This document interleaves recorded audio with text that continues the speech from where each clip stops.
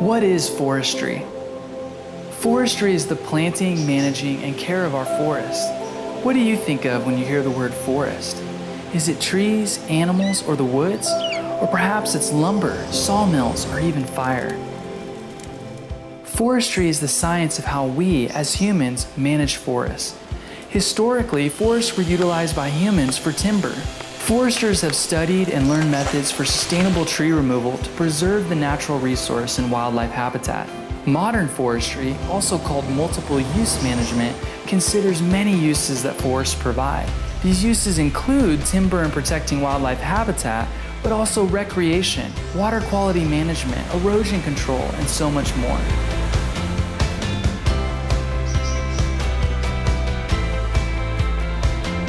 Foresters study the growth of trees, observe the animals that inhabit them, and make decisions on how the lands can best be used in a sustainable manner.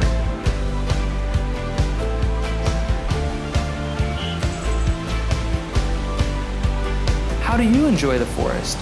Do you like to spend time with friends or family, or do you prefer solitude? As you hike, explore, and enjoy forests around us, keep in mind the ways you can help sustain the natural resource. Pack out your trash, stay on marked trails, and remember to leave the forest a little bit better than how you found it.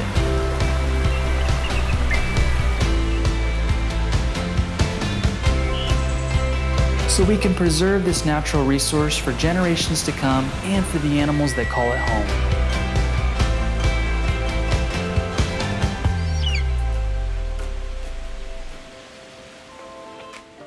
Hi, my name's Ryan from Turtle Bay Exploration Park. Thanks for joining us. In this episode, we're going to be exploring a living world that many of us are familiar with here in Northern California, and that is forests. We're going to journey back in time and see Turtle Bay's connection to forestry, and we're going to learn how the forest camp actually incorporates a lot of that rich history.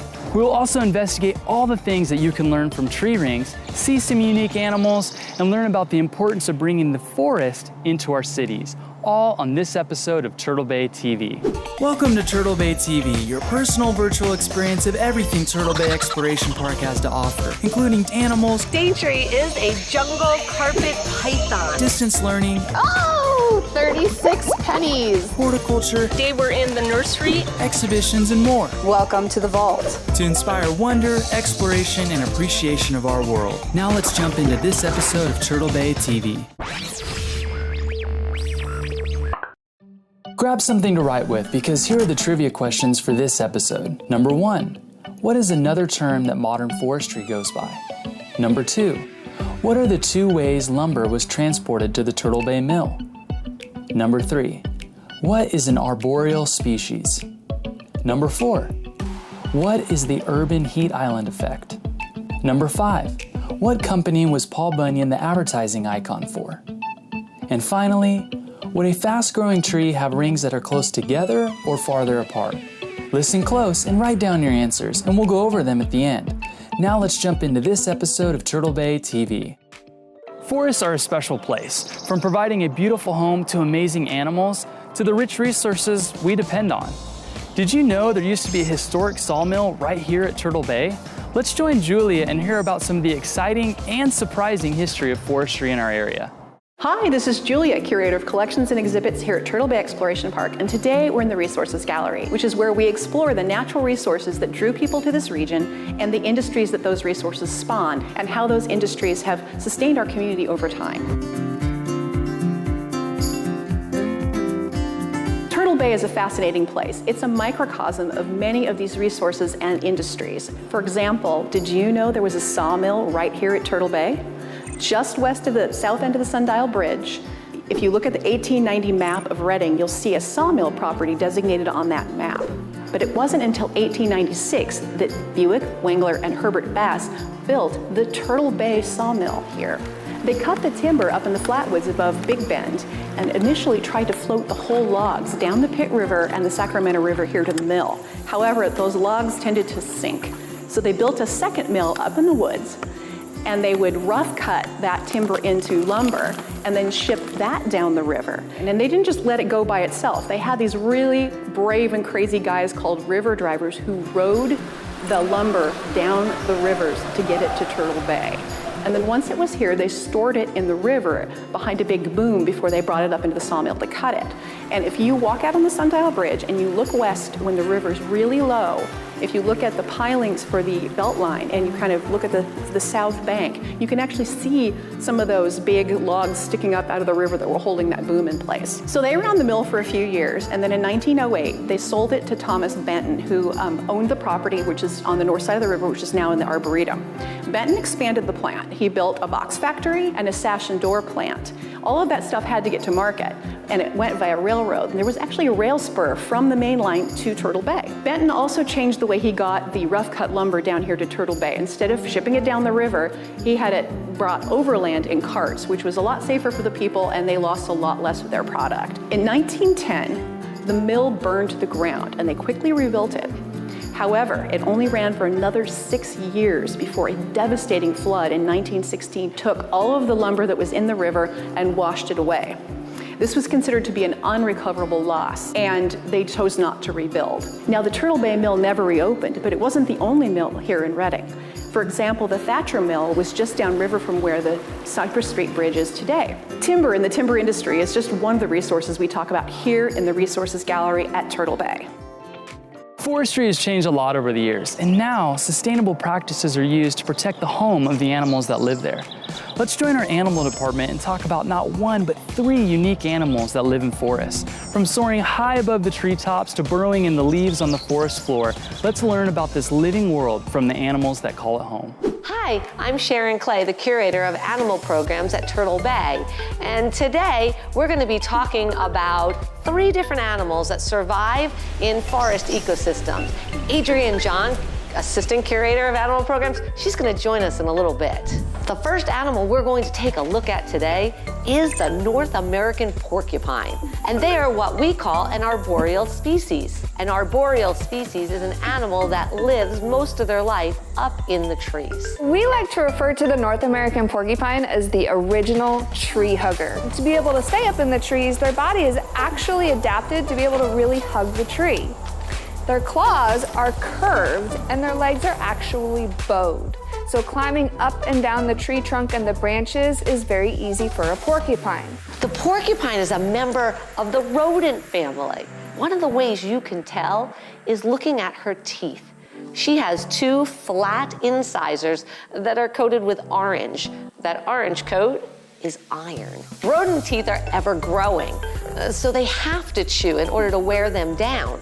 If they didn't have that ability, they would grow so much that they wouldn't be able to eat. Porcupines do have lots of predators out there, but they have an amazing way to be able to protect themselves, and that is through their 30,000 quills. Their quills are actually barbed at the end, much like a fish hook. And then if an animal actually goes and touches those quills as they go to grab or bite onto that porcupine, they will get a paw or a face full of those quills. Those quills pull right out of the porcupine, and the porcupine can slowly but surely escape that predator. Our next arboreal animal is one that you would expect to be living and using the trees. We are going to be talking about a barred owl. They get their name barred from the bars or the stripe pattern you can see on their chest. Barred owls are amazing hunters, and we all know owls are nocturnal. And being nocturnal, they have fantastic eyesight. They have these large eyes to be able to collect as much light that reflects off the moon at night as possible. But they don't just rely on their eyesight at night, they also have fantastic hearing. In fact, an owl's entire face acts like our ear. It funnels sound into their ears that are actually underneath their feathers that we can't even see. That way they can pinpoint the pitter-patter of those little mouse feet as they fly for their prey. So owls have to dip and dodge through the forest to avoid all those trees. And as they do so, it's actually incredibly quiet. Because at night, their prey animals could hear them coming if you heard the whoosh of their wings. But because of the way their edges are frilled, they actually are silent flyers. So those prey animals down there would never know they're coming. So now we're moving from way up in the trees of the forest down to the ground. But there's actually many animals that rely on the micro ecosystem of the forest floor. Box turtles love to dig under those leaves and live in those logs that are fallen. One of the favorite foods of a box turtle is actually mushrooms. Box turtles are very unique because they're a turtle that lives on land. That's usually reserved for tortoises. Box turtles have a specialized plastron. The plastron actually has a hinge on it, and it allows them to close themselves completely inside their shell, creating a box. We have looked at a few different forest animals today, and whether a decomposer, an omnivore, a predator, prey, insect, it doesn't matter. Many, many animals are dependent on the sustainability of the forest, just like we are. As we have learned, forests are a critical habitat for animals, and cities across the nation are working to protect and extend that forest canopy. We all love the fresh air of the forest and appreciate its beauty. Let's join Lisa and learn how we get those benefits and more for bringing the forest into our cities. Hi, I'm Lisa Endicott, a horticulture manager at Turtle Bay, and today we are in the urban forest at Turtle Bay talking about urban forestry. The urban forest is all of the trees and woody shrubs around you in our community. There are places where the urban forest almost disappears and does disappear, and places where there's concrete, buildings, asphalt. And those impervious surfaces create a lot of stormwater runoff into our storm drains. It creates erosion, creates lots of problems. The trees supply a lot of oxygen. They filtrate our water. They reduce stress.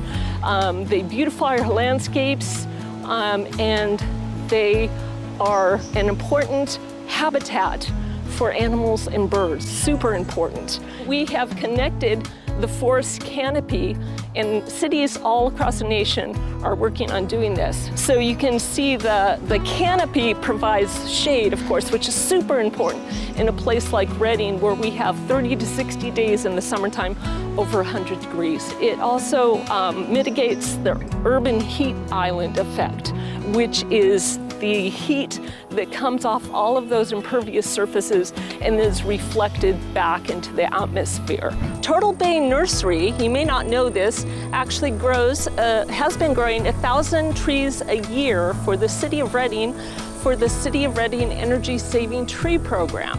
These are available on the readingtrees.org website. All kinds of trees for different situations and different size houses to provide shade and save money on your energy throughout the year. So City of Redding is really taking a big lead in giving more urban forest to our city, and we are so happy to help with that. Maybe you can help your community and city see the importance of urban forestry, starting with your own backyard. Now we're going to join Julia again to see some amazing artifacts at Turtle Bay and learn how every aspect of the forest camp is actually a fun lesson on the history of forestry. Hi, I'm Julia Cronin, Curator of Collections and Exhibits here at Turtle Bay Exploration Park, and today I'm down here at Paul Bunyan's Forest Camp. Forestry is one of the core disciplines here at Turtle Bay, and we're really fortunate to have the Forest Camp. Back in 1997, it was the first part of the new Turtle Bay campus. It had its origins back in 1983 when what became the Forest Museum formed to celebrate the timber industry here in Northern California. We also talk about the forest as an environment. We've incorporated our animals into the forest programs, and we take a look at modern sustainable forest practices. The centerpiece of Paul Bunyan's Forest Camp is the mill building. This is built to look like a historic turn of the 20th century mill, and we have the slide, which is here to represent what's called the bull chain, which would pull logs out of the log pond where they're kept to keep them from cracking up into the mill to be cut. Here at the Forest Camp, we're really fortunate to own a lot of logging history.